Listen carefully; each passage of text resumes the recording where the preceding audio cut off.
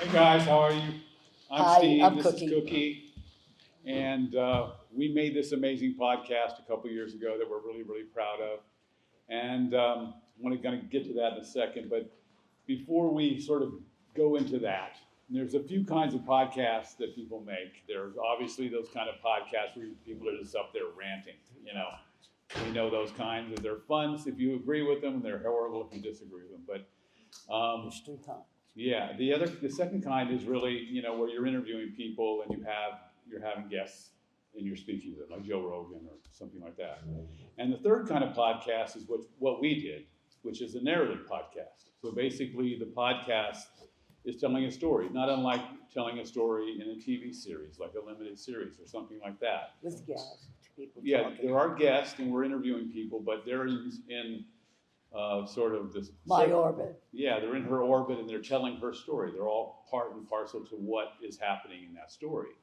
So we're going to speak mostly to that. But I will say before we get into that, is that even when you are one of those ranting podcasters, the ones that are great at it are the ones who come up there are telling their story, their rant via story. They're storytellers. And if you look at the great podcasters who interview people, they're bringing people into that podcast to tell stories. And the reason those podcasts are successful is the stories that people are interested in hearing. Because they don't make it all about themselves. Yeah. Yeah. It's not about themselves, it's about the story. So really, in a weird way, you guys have been sitting here all day listening to how to make stories, whether it's Kevin Bernhardt talking about screenwriting or Frank and what they just said. It was amazing. So much of what they say is kind of like the same all the way through. You have to have a story that has a really great character that's taking you through it, someone you're pulling for, someone who has everything against them, someone who has conflicts and obstacles all the way through, and we're watching them start here and end somewhere else. And that journey of getting from here to there is what the story is.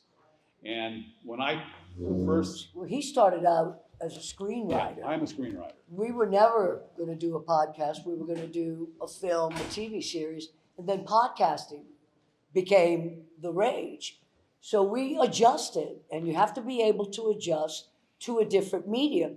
Even though they're all kind of the same, he still wrote, he created, took my stories, elevated them. We brought on interesting people that elevated the story, and that's the whole point of it. We started out as a podcast for entertainment. Then it morphed into not only entertainment, it morphed into his teaching history, it morphed into women's empowerment, and unfortunately, it also morphed into addiction. So we became a podcast that covered everything, and it worked. Yeah, I mean... We didn't plan it, but that's how it came out. No, and the fun thing about doing it is that we started off just telling a story about Cookie. And well, it started off where we spent 10 years trying to figure out what the story was. 13 years. Well, I rounded down. Yeah. But it took a while, and I remember we were at a film festival in 2017 for another film that I had just made, actually one that came here in 2016. Hate Crime. And we were at the New Orleans Film Festival, and we were getting awards, and she said, when are we going to make, you know, my story? And No, your wife said, Steve, you have to make that story. Yeah, we were sitting with Cookie, and my wife said, you got to make Cookie's story. And so that's kind of when it kicked off into high gear. So we began. And the way we met, we were introduced by a mutual friend who had told him my crazy stories, and he agreed to meet me. But I didn't believe the story. At the meeting, he said, I'm going to be honest with you. I think your stories are bullshit. I don't believe them. My exact quote was, I think you're full of shit. And I said, fine. Meet me at the same restaurant tomorrow at noon. I thought you would say meet me outside, but... And I brought what we now call the box. This box had everything in it. All the evidence, credentials, newspaper articles, videos. Sorry. I said, take it home and we'll talk in a few days. He called me the next day. I can't believe what I'm reading. I believe you now. And that's how we got together. But I needed him because he was a writer. He needed me because I had the fantastic material for him to work with. And the rest is history. Yeah, so we started putting this together to be a television series. So we spent a lot of time on that. We made pitch decks, wrote pilots, did all the things you do to make a TV series. Because I am a filmmaker, a screenwriter. And a screenwriter. I'm in the WGA, I've sold things and all that kind of stuff. But we were kind of bumping up to a couple of problems. And then podcasting came around. It's true, but we were trying to get talent attached and doing all the things you do. The story is not a small story. This is a gigantic story. So it's not something you can do as an indie film. It's like massive. We're talking about in Nicaragua, Pablo Escobar, on and all kinds of crazy stuff. It's crazy. So what happened is in the process, we made our pitch deck and all that, and we had a great teaser we had written, we had created. It was amazing, and someone said, "Hey, we're turning a few ideas into iHeartRadio for podcast. You want to throw your pitch deck in there?" And I'm like, he wasn't scared. He'd never done one. But I said, "Sure." He said, "Okay." Yeah, throw it in there. I thought it was like a fart in the wind. I didn't think anything was going to happen. Right? But he took the risk. So we had the pitch meeting with iHeart, and I remember it's so good, Cookie, because we were in there, and I was about 5 minutes into the pitch, and I was looking at this in the Zoom because it was during COVID. I was looking at the room, and I'm like, I think they've already bought it. We had them in 5 minutes. And I went, Steve, stop talking right now. 5 minutes. And I said, where do we go from here? And they go, well, we're going to send you a contract and an offer. And I look at Cookie, and I'm like, offer? That means they're going to pay us, for a podcast? I didn't know you got paid. And they for paid. Podcast. And they put out a big check. So we got out of nowhere, a very large budget to make our podcast. Now, none of us had ever made a podcast. I had no idea. All I was a storyteller who made, indie films, pretty much. That's it. And so we just went to work. So basically But you did your homework. We had 12 years of homework. But you did your homework on podcasting. And that was besides that you're an incredible writer and creator, he did his homework. Did my homework for sure. And it all worked. But here's what happens when you're telling a narrative podcast. I have 100 hours, Cookie. And if you know Cookie, it's not hard to get 100 hours. And there's 1,000 hours out there. It's not hard to get 100 hours 1,000.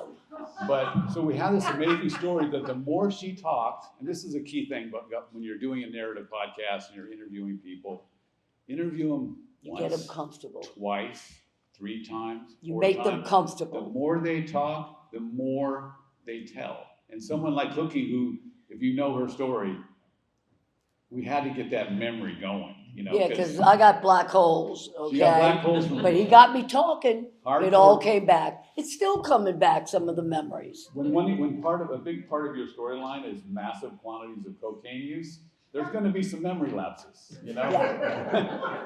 Yeah. But the more you talk to somebody, the more you create that relationship, and the more you talk, and the more questions you ask, and the more things they say that make you think, wow, that's it. Let's follow that rabbit hole. We went down every rabbit hole until we had it all figured out. And we didn't even cover every rabbit hole. And then basically it's about finding, okay, who else is in her story? Who else populates this story? What's their issues? What's their drama? What's their problem? What are their, as you've heard in several of these seminars already, what are their conflicts? What are their, what are the potholes they're trying to get around? And you start designing all of those things, and they're all, as Kevin said, every one of those characters are affecting the main character in a positive or negative way, And they couldn't stop talking about me, and that was the great thing. And we're talking about journalists too, so it's people who like to talk. So we're talking about Jane Wallace, a superstar for CBS. We're talking about cameramen, 60 Minutes host. You name it, they were fighting to be on the show. People who work for AP, people who work for Reuters, people who work for New York NBC, Times, you name it. All these kind of people are lining up. But FYI, I kicked everyone's ass in my journalistic career. That's right. I led the war coverage for CBS News and Latin America for over a decade. And we're talking about the most important period in the history of that area, which is all during Iran-Contra, El Salvador, Nicaragua, all those things were going down. All those things, by the way, that are biting us in the ass right now, because our over-involvement in that area in the 70s and 80s is why we have problems with immigration from Guatemala and Honduras and all those other places right now. So it's a story that continues in different ways. And that was just covering one conflict that I covered. There were many other conflicts. I covered wars all over the world. War was my specialty. I was crazy and high, but I was fearless. And I was one of the first females to be doing war coverage, to be embedded with soldiers, to be in the jungles and hold my own just like any man. In fact, I would sometimes do the job better than any man, which is why I wound up working exclusively at the end of my career for 60 Minutes. You can't get better than working with the big guys.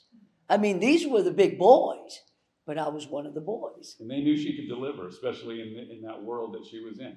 Because she's half Nicaraguan, half American. And Southern, and the charm, and the bullshit. And this accent is straight New Orleans yak. You know, like you are like listening to a New Orleans accent in its purest form. But I can do any accent in any language that needs to be, gets me the story. Get her rocking and rolling in Spanish to a Cuban or a Puerto Rican or a Nicaraguan. It's like I fooled everyone just to get the story. Tell them what happened the other day when you were talking to that friend in the store when someone butted in because you were speaking Spanish. Well, that's political. I don't No, want but to it's get funny. Yeah, but it's too political. It's Someone- a horrible story. Someone told her to go back to her country, and she started I'm talking. from this fucking country. But I'm intelligent that I can speak 3 languages. You probably don't speak English properly. He couldn't run away fast enough, but we're not going to do politics. We're not going to do politics. You can see why she's a great interview. I can tell you that, you know. But in the process of making it, I want to get into the little sort of the nitty-gritty part of it because it is the part that matters. You know, you have to find a great story to tell. We found the great story to tell. So now you interview her and you get all of those things. You make it so easy for her to tell you the most terrible, darkest secrets. He would make me so comfortable that I was remembering things that I had forgotten, and the words just flowed. He had that sort of calm, soft demeanor, which I don't know what that means, me personally, but we worked well together. This guy knows me better than I know me. He knows everything about me. Sometimes she calls me to remind her about something. When did I do this? Was I in such and such a country? And this year? No, Cookie. It was this year. It was that year. Well, so into the process part of this, we have a limited time. So basically, this is what we would do. We had all the interviews. We tried to figure out what every episode was going to be the sort of main conflict of that episode. In some cases, it was drug addiction. Some it was her history working with Pablo Escobar or some other different pieces of her crazy life. And so then we're interviewing the people that exist in that world. And what I would do it's a more of a written thing than you think it is, because I'm taking all these things and trying to figure out what the story is I'm telling. And he's a terrific writer. And then you basically, like she brought up, she would bring up a story that she was at a place where she was about to be put in front of a firing squad. No, I was put in front of the firing squad. Before it happened. Someone thought that she was Patricia Hearst. Of course. If you guys who are older remember that the Patty Hearst story was the biggest story of a 1-year period, like bigger than anything in history. Like all they talked about in the news every freaking day, because this very rich family, their daughter was kidnapped. Randolph Hearst, a big newspaper, and they took her, and she brought this up while she tell it. It's so funny. Well, the point of the story, without going into details, is everything happened to me. Firing squads, held hostage, kidnapped, shot down in Russian helicopters, wounded in the jungles, firefights, tropical diseases. I shouldn't even be here. And that was just one part of the story. Because I started off as a model in New York City, Studio 54 days. That was... you didn't survive that. Then I married into the Colombian drug cartel. That was a whole other war. And then it morphed into journalism. And somehow all those different eras intersected when I least expected it. Okay. Which helped me and sometimes didn't. Okay, back to the story. All right. This is why she's a great interview. You get used, the motor starts going and boom. And she'll say something today that I've never heard before. That's how it goes. I told you stories yesterday you didn't know. That's right. She did. So this Patty Hearst thing comes up. So she's basically being held in a prison and they're interrogating her. And then one of these guys, these Nicaraguan, grunt, colonels or sergeants or something says, wait a minute, this is Patty Hearst. They thought she was Patty Hearst. I'm a sophomore at Loyola. I'm from New Orleans. No one is going to believe firing squad. The next 6 hours, all I did was talk myself out of it. So when she tells me the story, I'm thinking, wow.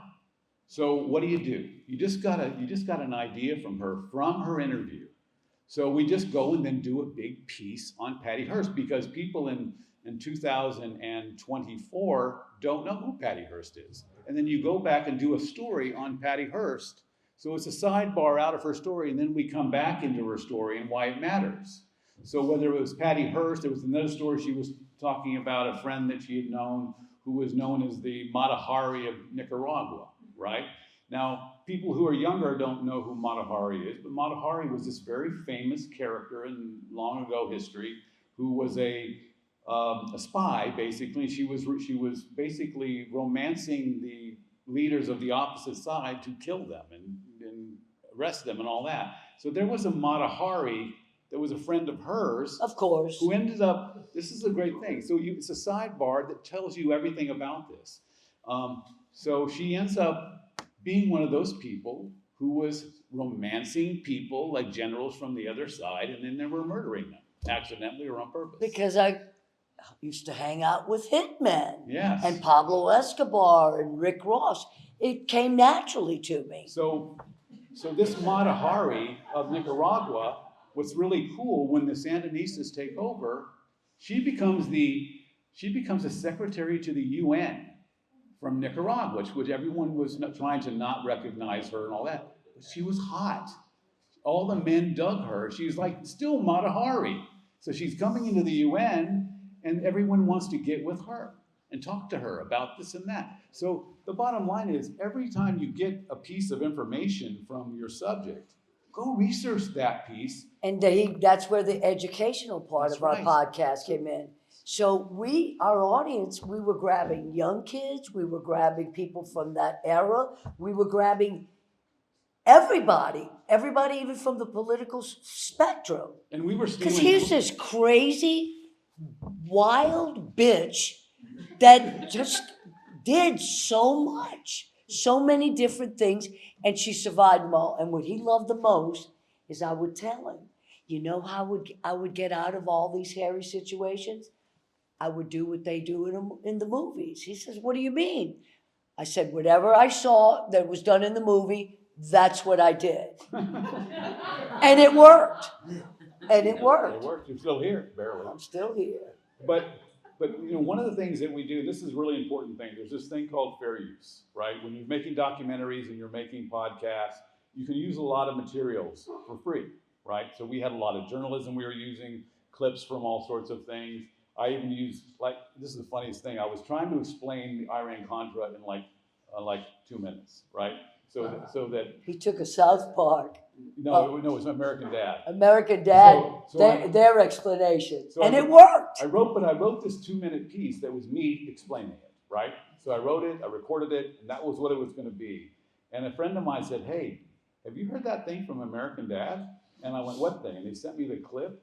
And American Dad did this hilarious but perfectly factual rendition of what I said. It was really the same words, but and funny. And that's how we got the youth to listen.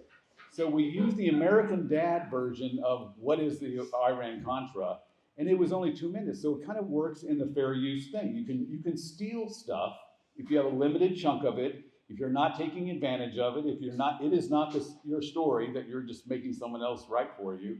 You can borrow things from journalism, you can borrow things from books, you can borrow things from all over the place.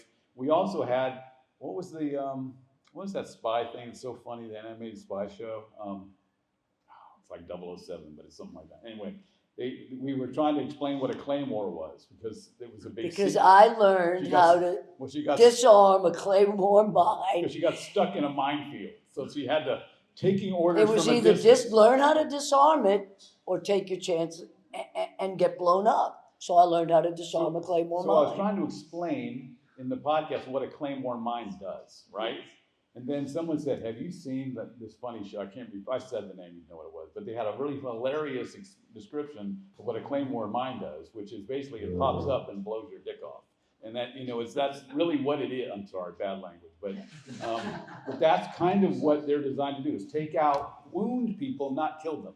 So that then more people will run in, more people will be shot at and killed, more people will lose limbs, but it's just a bigger problem. So, but the point also is, we managed, without even knowing it, to reach the widest audience possible. And that's also very important. Sure, you can limit your story to one segment, but wouldn't it be great that everybody's interested in the story? It's that good. How do you take your story and make it accessible to lots of people? Using different medias, mixing it up. I mean, what's worse than watching a podcast and it's just one person going ranting, blah, blah, blah, blah, blah. Boring. And the other person is blah, blah, blah, blah, blah. For me, I'm a writer, so I'm going to write a story. Beginning, middle, and end. I'm going to have all those problems. Every episode is going to be its own exciting hour of your life.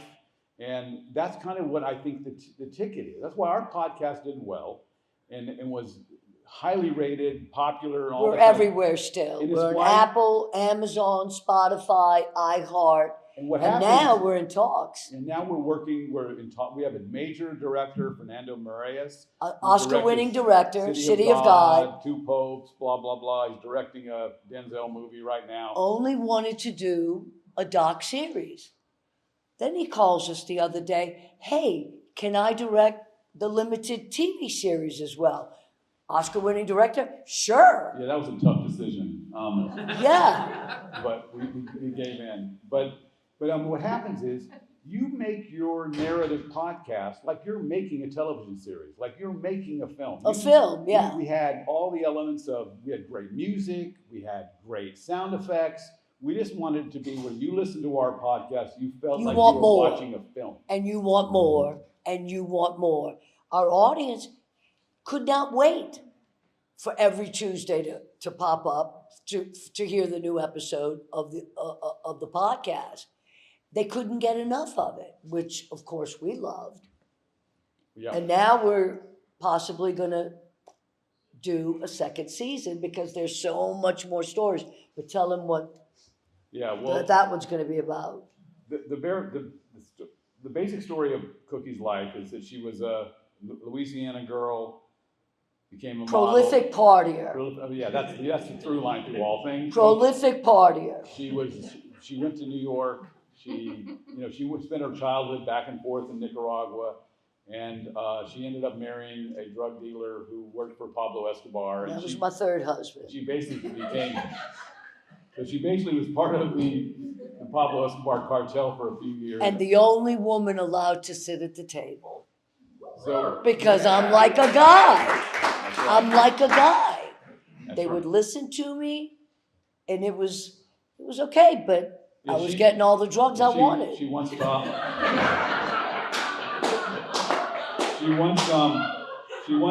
Pablo out of murdering one of her friends in New Orleans. No, it wasn't a friend of mine. Wayne. No, he didn't want to kill Wayne. He wanted to kill the governor's aide's son. I thought it was both. No, I just told him it was a bad idea. And he listened, and he called it off. And to this day, that kid who's now an adult has no idea that he's still walking around. Thanks to her. Well, it's because I was surrounded by these Latin assassins, drug dealers, who, by the way, I didn't look at them as drug dealers. Pablo, Rick Ross, they were my friends. But they had no conception of the law in this country. I did. Yeah, when she was with them, Pablo Escobar had a mansion in Miami in his own name. But he would come to my house and hang out. Can you imagine that? But that was before he became the Pablo Escobar kind of. Because I wasn't stupid enough to go to his house. Because you don't want to be in a place where there's a lot of money, a lot of drugs, and a lot of criminals. Come on over to my house. So cartel wife, journalist for CBS, Model in New York City. It's crazy life. So that's what the podcast covers, all this kind of stuff. Tell him about the second season. So what we're thinking about right now is doing an origin story, more like where we really go all into the cartel part. Because every show I've been on, every interview I've done, that's all they want to talk about. And it gets to the point like I'm so much more than that era of my life. But no matter what, it's the Narcos, even though the story is Narcos meets network news, they all want to talk about that. So yeah, all these big podcasters, you see the how they hype it when she's going to be on it. Cartel wife who tells all about Pablo Escobar. That's kind of. So now we're going to take advantage of that for the second season, origin story, and see what comes out. All right. So anyway, podcasting is telling stories, and is telling stories that have the same problems that when the two people were just talking about comedy, it's the same stuff. It's conflicts, it's problems, and it's telling a story with characters who have something to lose, very high stakes, and the higher the stakes, the more crazy and great it is. And if you have a good story and you tell it well, you can't lose. You can't lose. We didn't even have to go through trial and error. We hit it out the ballpark from the beginning. Yeah, it's amazing. So we had a good story, a good writer, great producers. Can't go wrong. I think the real lesson here is there's a lot of ways to tell stories, right? You can tell stories. You can do short films, you can do documentaries. We've heard the gamut. It's today. all the same. It's all the same stuff in different formats. A good story and told well. So, but podcasting is and new media and all that kind of stuff. It's a new way to tell stories that is almost like the wild, wild west. There's more opening, more opportunity. Everybody's got a podcast. We got paid a lot of money by iHeartRadio, but I could have done the same thing I did do it in my bedroom, but yeah. But we could have done this for free. We could have just done it. So if you have a great story to tell, and you're bumping up against the gatekeepers in Hollywood and all those kind of things, because that's all real. The gatekeeper thing. But you have to know how to sell it. You do have to know how to sell it. But you have it. There's a great story to tell. There's a lot of ways to tell it. And because we decided, we went along with this whole podcast thing, and we did it well. We kicked ass on it. We worked forever and hard. And I don't think I've ever, in fact, I probably worked, like 80 hours a week, for a long time. We weren't cramming shit down people's throats. It was like, if you like us, listen. If you don't.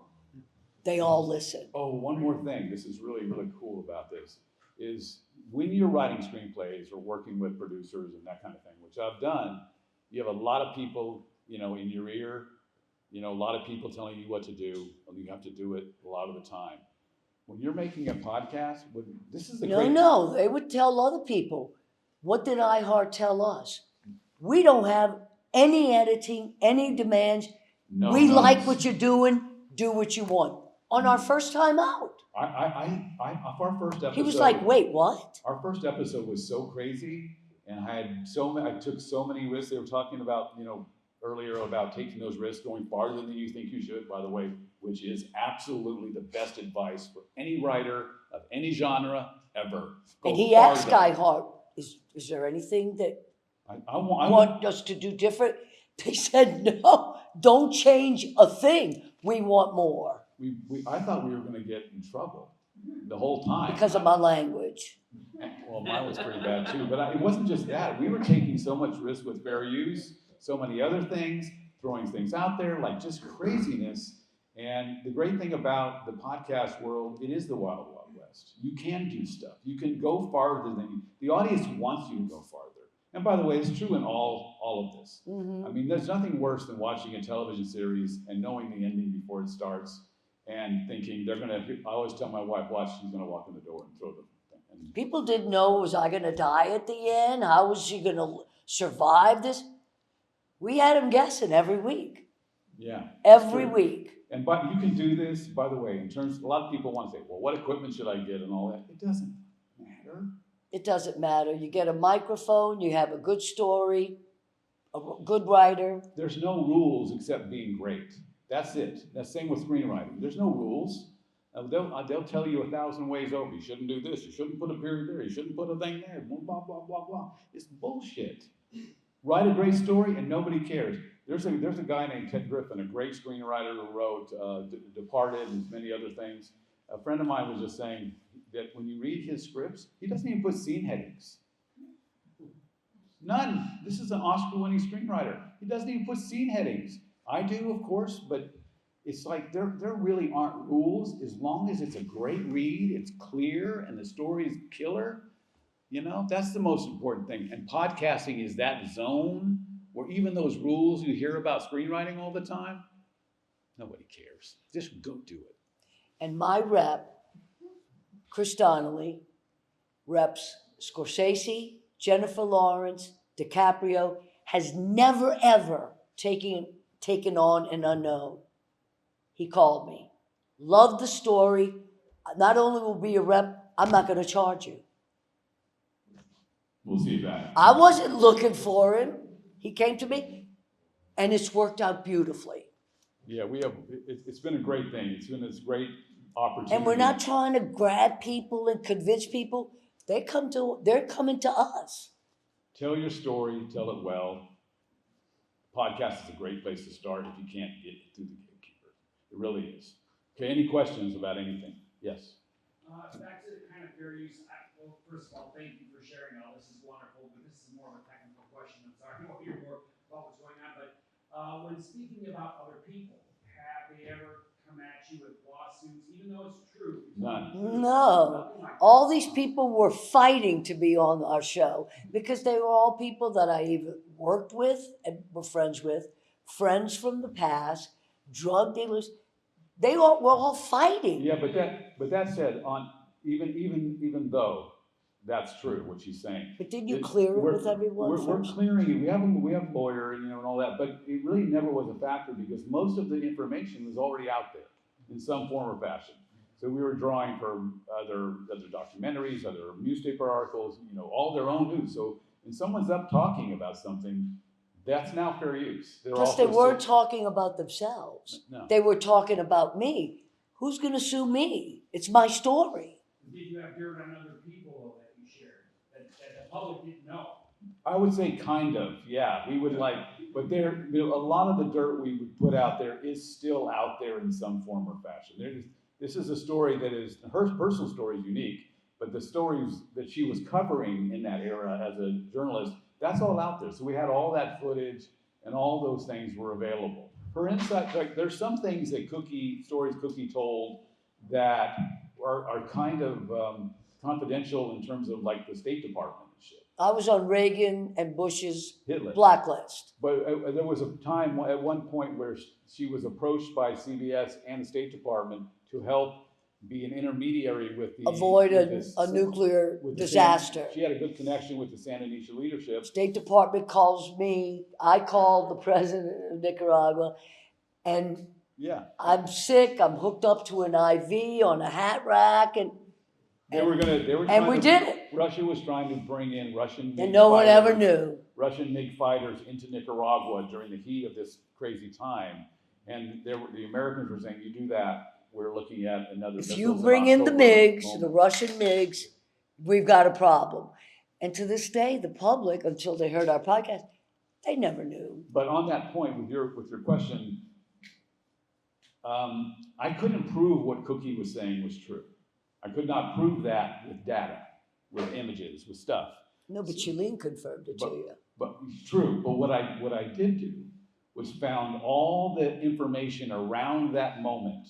And some witnesses. And witnesses, but all the things was that true? What she was saying? Were the MiGs trying to come here? Yes, I proved that. I put that in the podcast. I was shot down in a MiG. So you find all this stuff around it to prove your case, and let the story that's kind of crazy just sit there and be what it is. I think there's a lot of room, creative license there. But in the fair use side, it's very broad. As long as you're educating people or using the information that's in the public, discourse already in some form or fashion, or things that are in the world that have already out And you're there. not ramming shit down people's throats. Whether it be politics, you're just telling a story. Yeah, it's when you're making a documentary or a podcast that's based on news, read about fair use. It's very clear, and you can go online and look it up on Google. It's very clear. Yes. So when you started this conversation, you talked about kind of making the person comfortable to share their story. A lot of times you see like interviewers kind of struggle to get that out of the person. Awkward moments, what's yeah. your advice to like kind of get the person more comfortable to share more Well, about He's so start the interviews? soft-spoken. Yeah. And he's so calm. And he makes people feel comfortable. You know? Well, also you kind of go with the low soft stuff, the low hanging fruit first. Which is not in my vocabulary. No, but you kind of ask the questions that you already know the answers to, and you just want to get people to it's kind of like anything. Once they start talking, they want to talk. Most people are in front of you and they're having an interview with you because they have something to say. They might not want to say all the things you want them to say, but they want to talk. That's why they're there. So Cookie wanted to tell her story, and that's part of it. Now it's just about loosening it up, making it easier for her to talk, making it easier for her to say things. And we meshed. Yeah, and that was so important. We trusted each other. We accepted each other.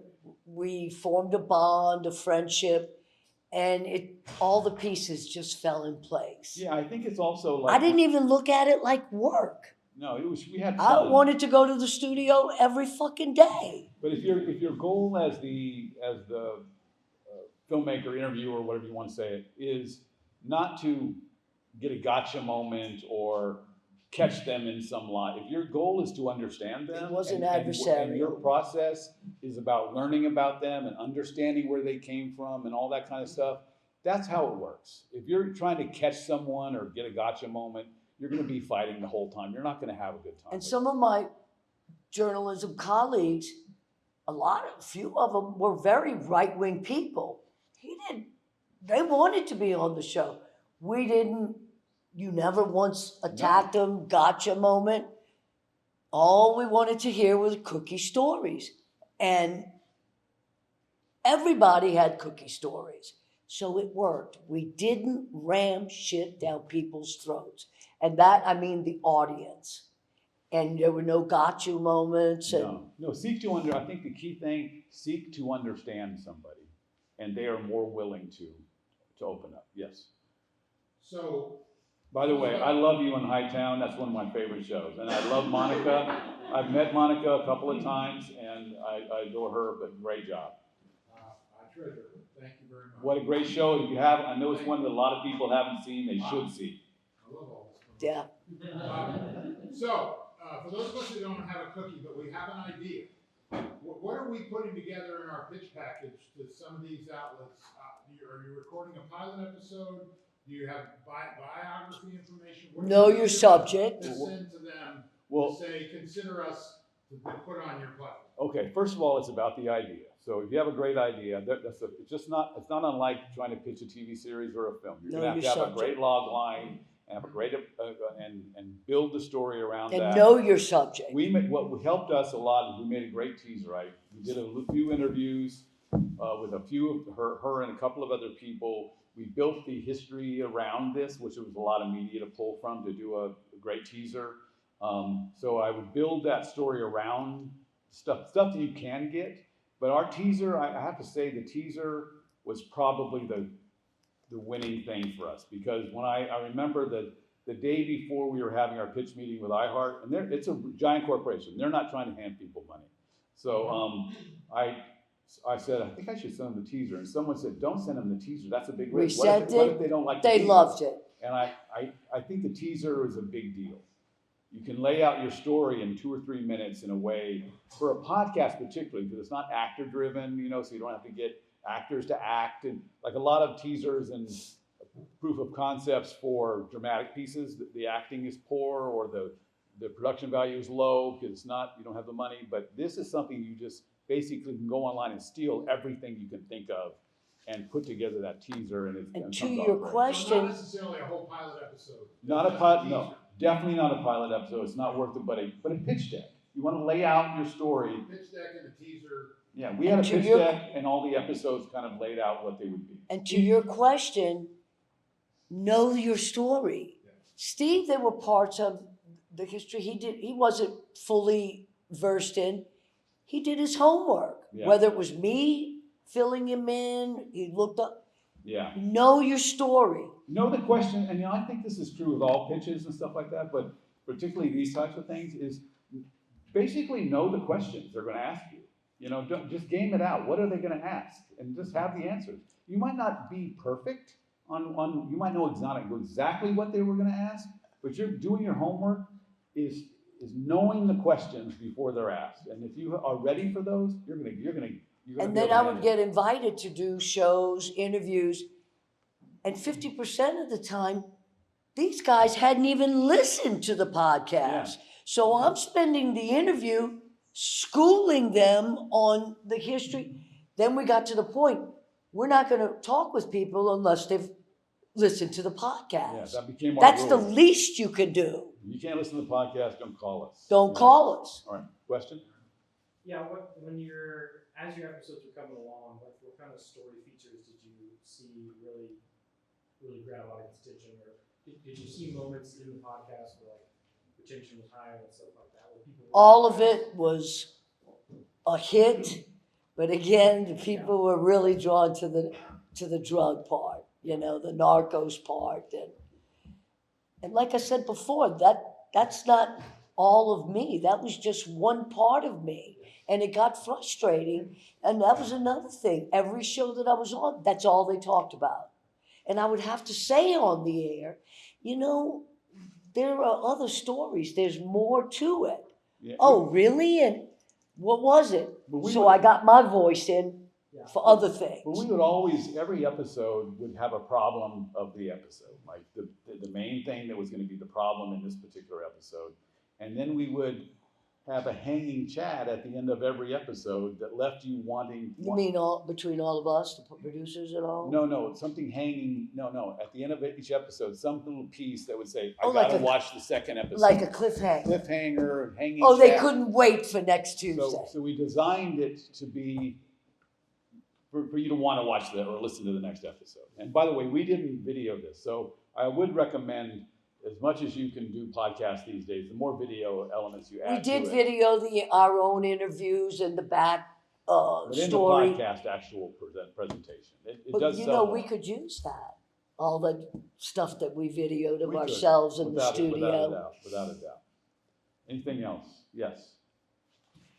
When you talk about the drug stuff, Mhm. I'd like to know people who've had lots and lots and lots of people, almost everybody has someone in their family who's been affected by or by drugs. And I want to know if it went into, you start out with what they maybe it's the salacious details or the exciting stuff, but then would it go off into the human part? The story morphed into that, Yeah, the that's what addiction I'm saying. part. And they go into the part where how you deal with it, how the family deals, how everybody grows, who loves, who hates. We made it quite clear that it was a problem. Episode 8 is the one that broke my heart, because what goes up has to come down. And boy, did I come down. Yeah, Cookie had to, actually CBS did an intervention. I was at Betty Ford twice. But what goes up has to come down. And that's when we realized, hey, we can use this to help the people that you're talking I about. want to hear about the coming down too. Yeah. Exactly. And we did you have a problem, call 1-800. In other words, it's not that we were promoting drugs. It was a part of the story, but we made it clear there's a very big price to pay. Yeah. And we did it exactly for the reason you just pointed out. Yeah, that episode is probably the toughest episode. For me, it was really hard. Because remember, she also has children. Oh, I was raising kids in the war zone. So they had to be part of that as well, yes. But I think that the harder parts, even though they're really, really hard, the more real they are, the harder they are. That's the parts that most people don't want to hear, I would think. Guess what? That's because They that's did what want to they hear want them. And how you came out of it. and they did want to hear them, especially the group of people that you mentioned that have problems. We gave them hope. I got through it, you can get through it. Okay, And- are we running out We of have time? time for one more question. Okay, one more question, anybody? That's it? I have a question. Okay. I got the third on a podcast. What's the first and second? There's the third is the narrative. You said first, there's three types of podcasts. Yeah, there's that one person just ranting, Okay. politics or whatever they're ranting about. The second one is basically an interview podcast. Where Like a Joe Rogan that has guests on every episode is a guest. and a different topic, and then ours is a narrative. Got it. It's a story. Yes. I Okay. do have cards with the journalista Information. and Cookie and Steve will be around all weekend, so